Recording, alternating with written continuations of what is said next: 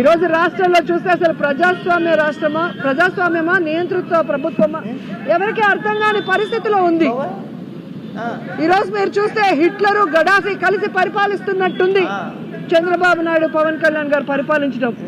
ఎవరు వాళ్ళు చేసిన తప్పుల్ని ప్రశ్నిస్తే వారి మీద తప్పుడు కేసు, ఎవరు వాళ్ళు చేసిన తప్పుల్ని వారి వీడియోలతో పోస్ట్ చేస్తే వారి మీద నాన్ బెయిలబుల్ కేసులు పెట్టి 3rd డిగ్రీ ఇవ్వటం. ఇది నీ పిల్లల్ని కానీ నీ కూతుర్ని, అంటే నీకు ఇంట్లో కూడా కూతురు ఉంది కదా, నీకు కూడా బోరగడ్డ అని ఇలాంటి వ్యక్తి నీ కూతుర్ని ఉద్దేశించో లేదంటే మీ నాయకులు పిల్లల్ని ఉద్దేశించో బహిరంగంగా మేము బయటికి లాక్కొచ్చి మానభంగాలు చేస్తామని మాట్లాడితే నిప్పు తగులుతుంది.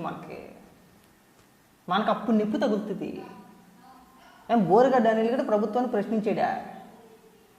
శ్రీరెడ్డి ప్రభుత్వాన్ని ప్రశ్నించిద్దా? వర్ర రవీందర్ రెడ్డి కూడా ప్రభుత్వాన్ని ప్రశ్నించాడా? ఏమని మాట్లాడారు విన్నావా? మీరు అధికారంలో ఉండగా మిమ్మల్ని చూసి మీ అన్నదానాలు చూసుకొని రెచ్చిపోయారు వాళ్ళంతా కూడా.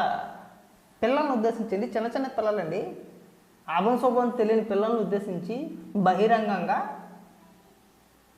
యూట్యూబ్ ఛానళ్ళకైనా లేదంటే మీడియాకి ఇంటర్వ్యూలు ఇచ్చుకుంటా మేము పిల్లల జోలికి వెళ్తాం, అమ్మల జోలికి వెళ్తాం, అయ్యల జోలికి వెళ్తాం, పిల్లల జోలికి వెళ్తాం, బహిరంగంగా మానభంగాలు చేస్తామంటే నీ కూతుర్నంటే నీకు నొప్పి తగులుతుంది. అనింది నీ కూతుర్ని కాదు కదా, నీ కూతుర్ని అంటే నొప్పి తగులుతుంది. ఎల్లు వాడు కాళ్ళు కడిగేసి నెత్తిన వేసుకో. వెళ్ళి బోరగడ్డ అనిల్ గారు రాజమండ్రి సెంటర్ జైల్లో ఉన్నాడు కదా, ములాఖాతులో కలిసేసి ఆడు కాళ్ళు కడిగేసి నెత్తిన చేసుకొని సిగ్గు వచ్చింది. సిగ్గు మళ్ళీ అలాగా చిచ్చి మనిషివా పశువు నువ్వు అసలు చెప్పు. ఏ యాదవ ప్రభుత్వాన్ని ప్రశ్నించడం చూపించు, వాళ్ళలో ఒక పోస్ట్ చూపించు. ఇదిగో ప్రభుత్వాన్ని, ఇగో దీని గురించి ప్రశ్నించినందుకు ఇగో పలానా వ్యక్తిని అరెస్ట్ చేశారు. లేదంటే వర్ర రవీందర్ రెడ్డి గారు ఉన్నాడు కదా, ప్రభుత్వాన్ని ఏమని ప్రశ్నించాడో చెప్పు.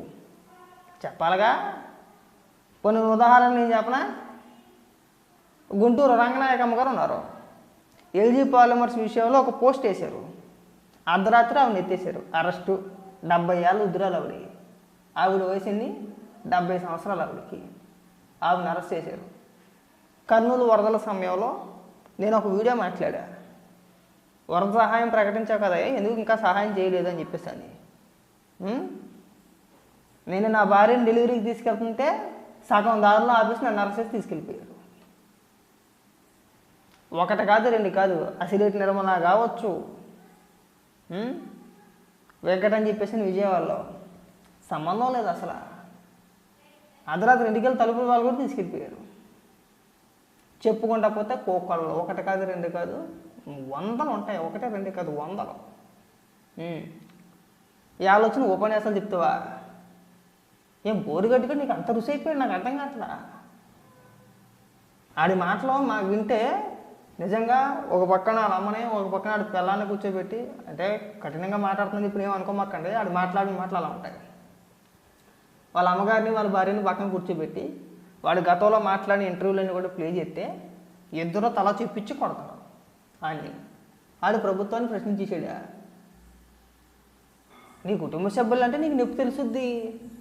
నీ కుటుంబ సభ్యులను కాదుగా అనింది, మనకు నొప్పి తెలియదు. ఇక్కడ పవన్ కళ్యాణ్ గారి కుటుంబ సభ్యులే కదా అనింది, చంద్రబాబు నాయుడు గారినే కదా అనింది. ఆడంటే ప్రభుత్వాన్ని ప్రశ్నించేసాడంటే అరెస్ట్ చేసేసాడు. నీ ఎంత పరిపాలన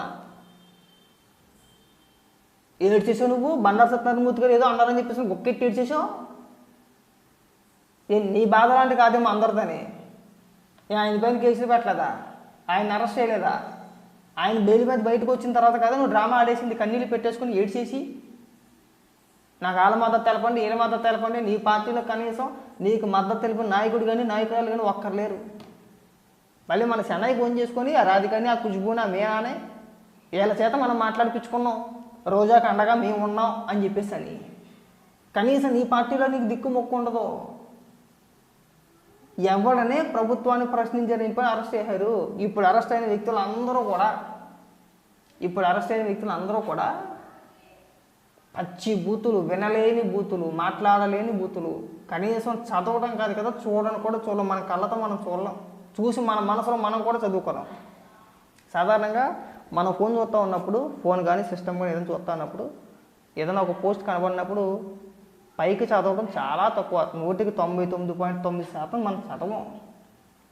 నూటికి 99% మనం పైకి చదవం. మన మనసులో మనం చదువుకుంటాం, మన మనసులో కూడా మనం చదవలేము ఆ పోస్టులు, ఆ భాష అంత నీచం కదా. ఆ రోజు సంకల్ గుద్దేసుకున్నాం, ఆ రోజు ఖండించలేదే. ఓపెన్గా బోరగడ్డ నీలగడ్డ నేను వైసీపీ పార్టీకి సంబంధించిన వ్యక్తిని, నేను జగన్మోహన్ రెడ్డి చుట్టాన్ని, నేను వాడి కాలికి పట్టిని అని మాట్లాడాడు. ఏ ఒక్కరోజైనా సరే బోరగడ్డ గారు కావచ్చు, శ్రీరెడ్డి కావచ్చు, పంచప్రభాకర్ గారు కావచ్చు, ఇంకా ఇతర వ్యక్తులు ఎవరైనా సరే వీళ్ళకి మా పార్టీకి ఎలాంటి సంబంధం లేదు, వాళ్ళు మాట్లాడిన మాకు ఎలాంటి సంబంధం లేదు అని ఏ రోజైనా సరే ఒక్క లేక పార్టీ తరపు నుంచి ఒక్క లెటర్ రిలీజ్ చేశారా? ఎందుకు చేయలేదు? మనం చేయకపోయావా? ఆ రోజున ఒక లెటర్ అంటే ఒక లెటర్ రిలీజ్ చేస్తే కాదా?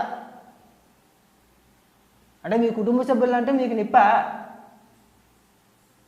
ఇతరులుగా నొప్పి ఉండదా? ఏడ్చేసాం, ఆ ఏడవక ముందు మనం ఎక్కిరించేసాం. మా అమ్మని అన్నారు, మా నాన్న అన్నారు, మళ్ళీ ఎటకారం, మన ఎదవబోతికి మళ్ళీ ఎటకారం. మా అమ్మని తిట్టారు, మా నాన్న తిట్టారు,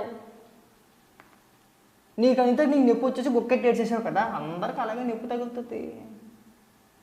నీకు నాకు ఎవరికైనా సరే మన కుటుంబ సభ్యులు అనేటప్పటికీ అందరికీ నొప్పి తగులుతుంది. నొప్పి తగలకుండా ఉండదు. మళ్ళీ మిమిక్రీ. మా అమ్మని తిట్టారు, మా నాన్న తిట్టారు.